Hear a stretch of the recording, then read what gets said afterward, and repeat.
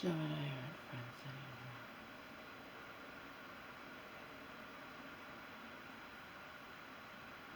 He would sit there and as usual, gaslight and say, cast all the blame my way. He won't give a fuck. He won't care. He'll go on with his perfect little life. I'll be heartbroken and have to just numb myself, disassociate from my pain. He won't care. He resents me being here. He makes it clear at every turn.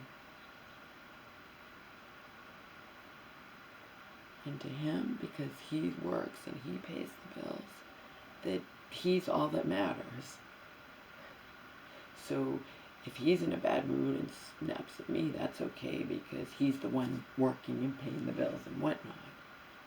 But God help me if I'm not a perfect little angel when I'm going through an absolute hellish day.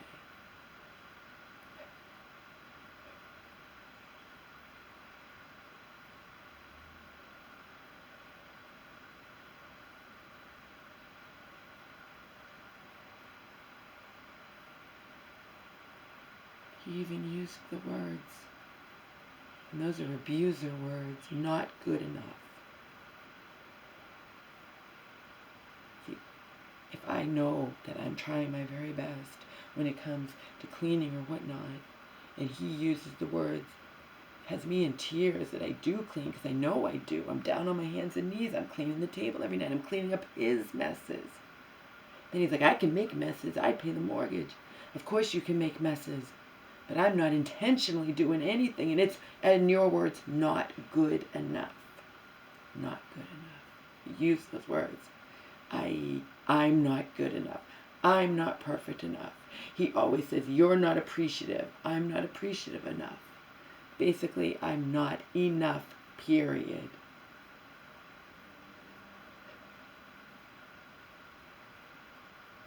And he resents me being here.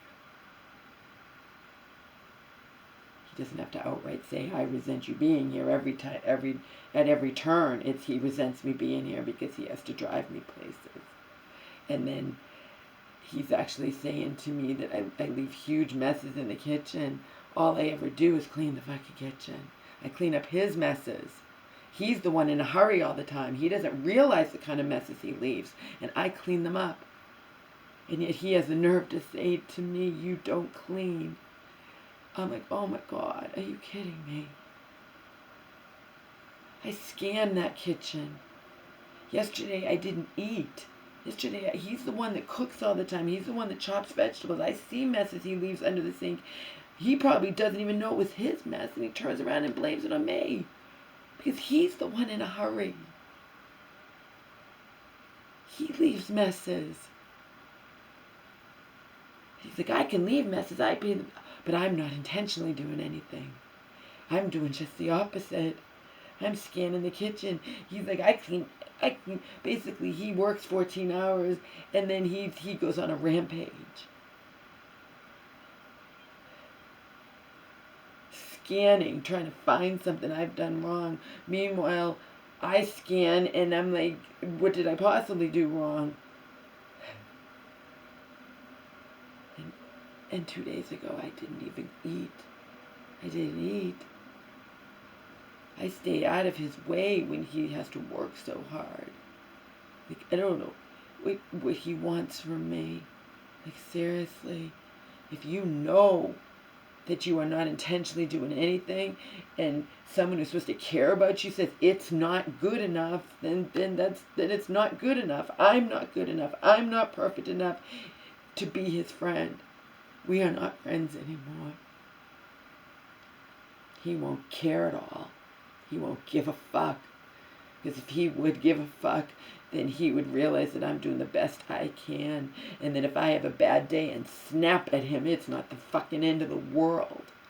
Oh my God. I'm going through fucking hell with my mom. That I wouldn't think of even trying to share with him or whatnot. Because he just lumps it all into the category of drama. He's working hard. I stay out of his way. And he's like, I stay out of his way.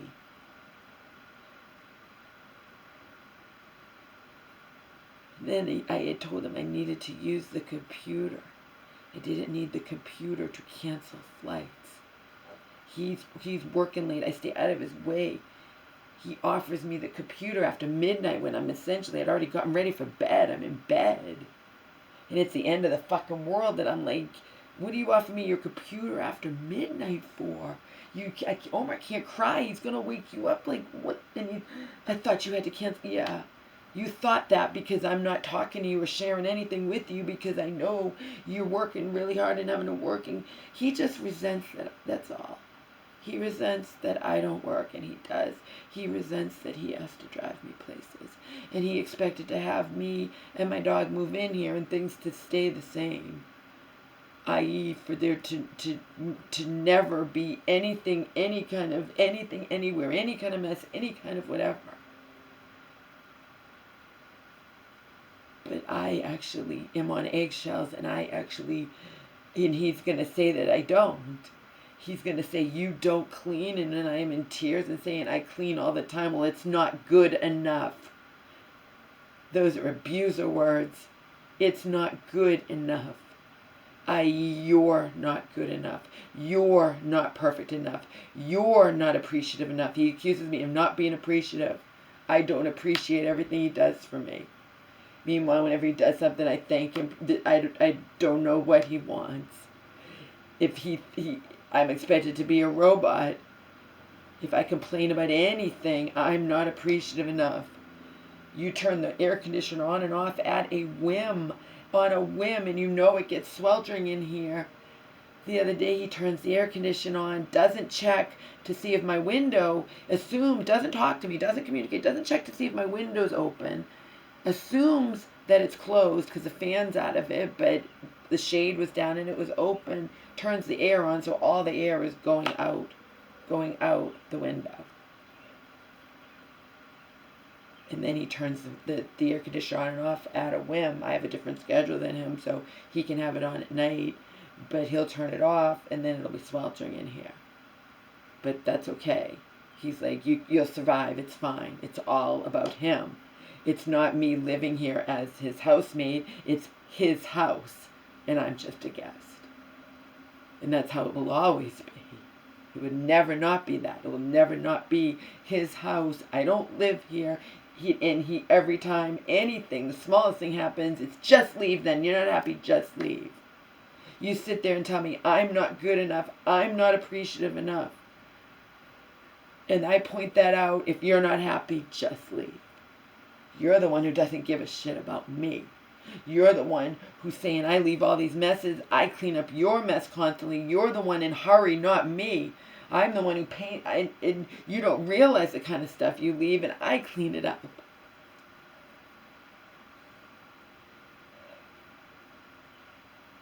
But you're accusing me of doing something I don't do. Not intentionally. That's what my father did. That's what my father did.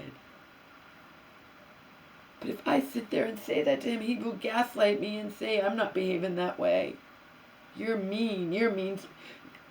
You just said I'm not good enough when I know that I clean constantly, but it's not good enough.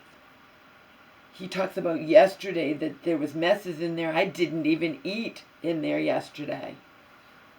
He's the one that cooks. He's the one that chops vegetables. He's the one always in a hurry, which means he's going to leave messes because he's always in a hurry, which is fine. He's like, I have a right to leave messes. I could care less if you leave messes. You're the one who everything has to be absolutely fucking perfect, and you expect it to be as perfect as if you were living here alone.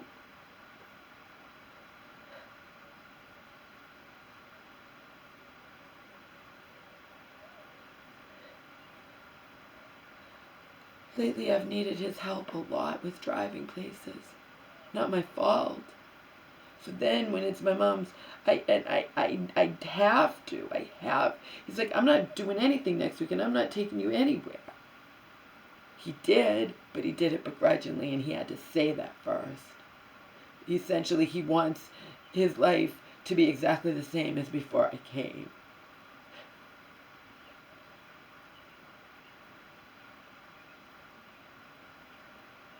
So he doesn't give a shit about me.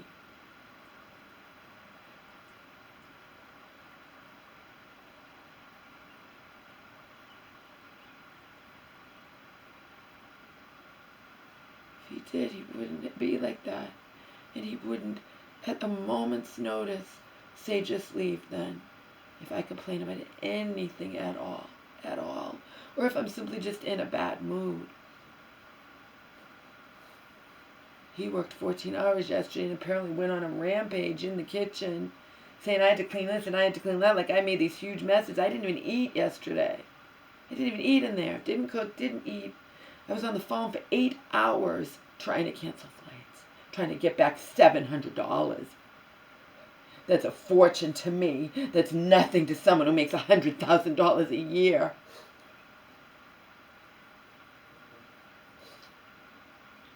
He snaps at me, it's okay. His excuse is he's working. It's his house. He pays the bill, so it's fine if he snaps at me. If I snap at him, oh God, it's the end of the world.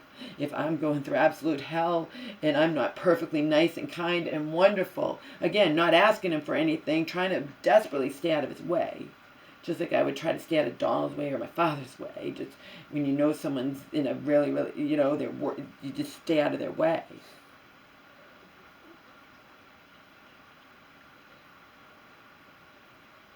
But if I'm not all friendly and kind and wonderful, that's enough. That I'm not appreciative and oh my God. I'm going through absolute hell that I know he won't care about, because anything I go through is trivial compared to what he's going through at his work. Anything that I'm going through doesn't matter to him at all. And I accept that, and I understand, and that's okay. But he expects me to also be happy and nice and not be like, what do you even say anything to me for after midnight? I can't use your computer after midnight. Omar will cry anyway, and he can't cry and keep you up, especially after you've worked 14 hours. You're not even thinking clearly. It's too late if I needed to use your computer to cancel flights. You only have 24 hours.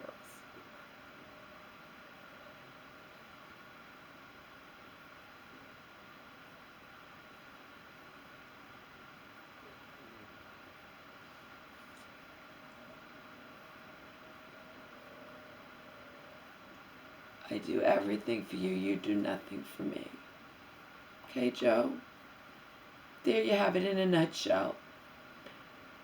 I'll be gone, and you can have back your perfect little all-alone existence.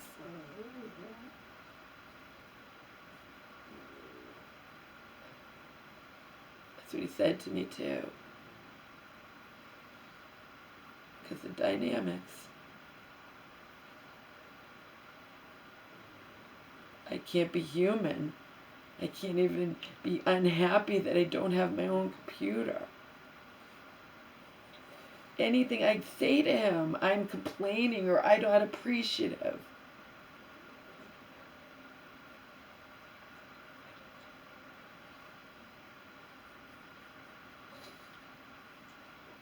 Again, just like my father. At a moment's notice, it's leave, go away.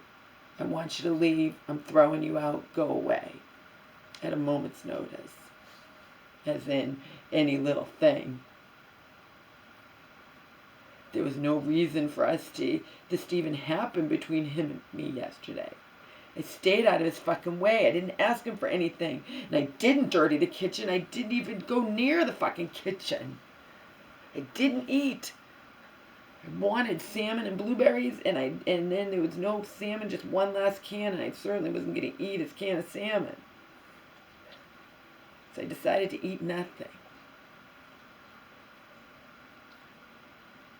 It's not like I sit here and think, oh, Joe leaves messes, which he most definitely does, and I clean them up. He drops things on the floor. He's the one in a hurry. It's just common sense. If he's in a hurry and I'm not, he's going to leave messes. He has to work. But I don't intentionally do anything. That's the thing. I'm not in a hurry. I scan the kitchen every time I leave.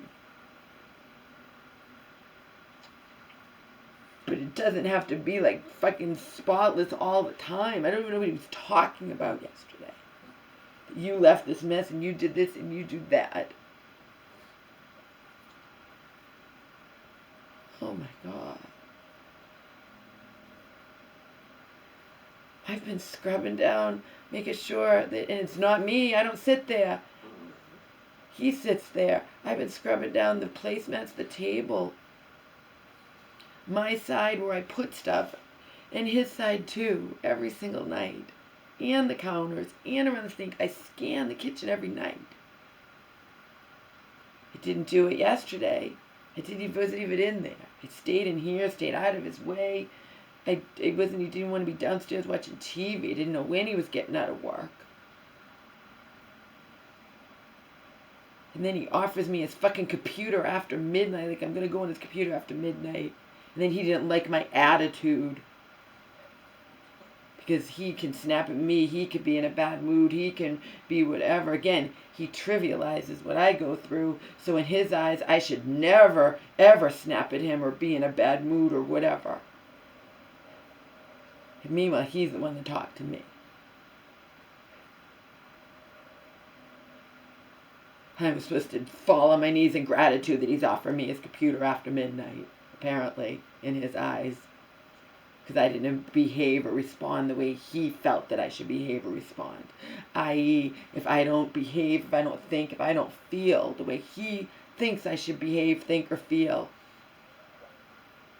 I'm not good enough. I'm not perfect enough.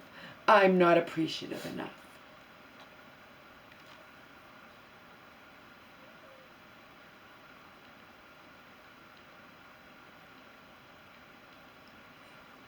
Never good enough, never perfect enough, never appreciative of, never enough, period, story of my life.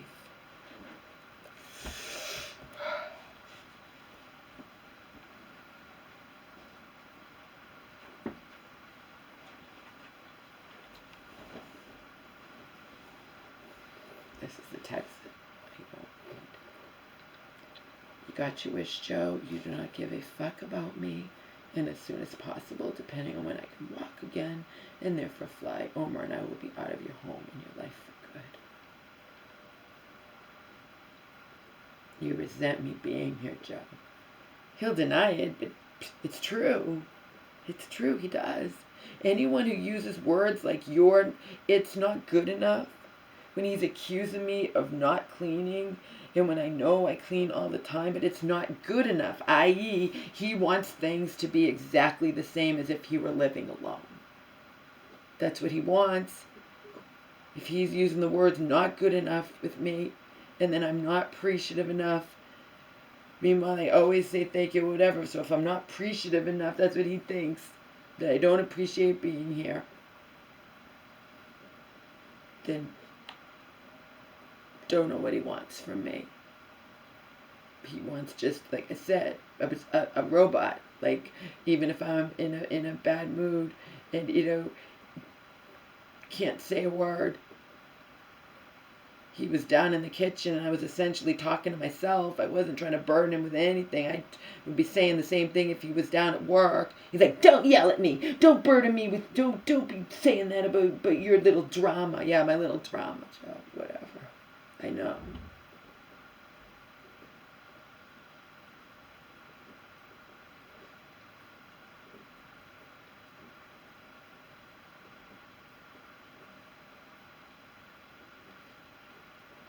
You resent me being here, Joe.